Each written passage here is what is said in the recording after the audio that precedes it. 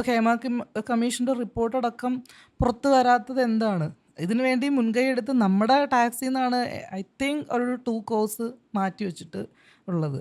അപ്പോൾ അങ്ങനെയുള്ള കാര്യങ്ങളിലാണ് WCC ഇടപെട്ടുകൊണ്ടിരിക്കുന്നത്. WCC കാരണമാണ് അങ്ങനെ ഒരു കമ്മിറ്റി തന്നെ വന്നത്. ഇത് ഇംപ്ലിമെൻ്റ് ചെയ്യേണ്ടത് ഗവൺമെൻറ്റും അല്ലെങ്കിൽ ഉത്തരവാദിത്തപ്പെട്ട മറ്റ് സംഘടനകൾ കൂടിയാണ്. ഇപ്പം നമുക്ക് പ്രശ്നം സംഭവിച്ചു കഴിഞ്ഞാൽ അപ്രോച്ച് ചെയ്യാൻ ഒരാൾ എന്ന നിലയിലൊരു സ്പേസ് WCC കൊടുക്കുന്നുണ്ട് ആക്ച്വലി.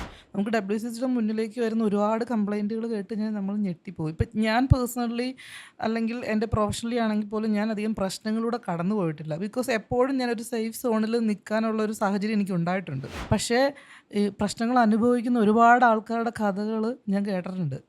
അപ്പം നമുക്ക് ഞെട്ടിപ്പോയി, ഇതൊക്കെ ഇവിടെ ഉണ്ടോ എന്ന് തോന്നിപ്പോവും.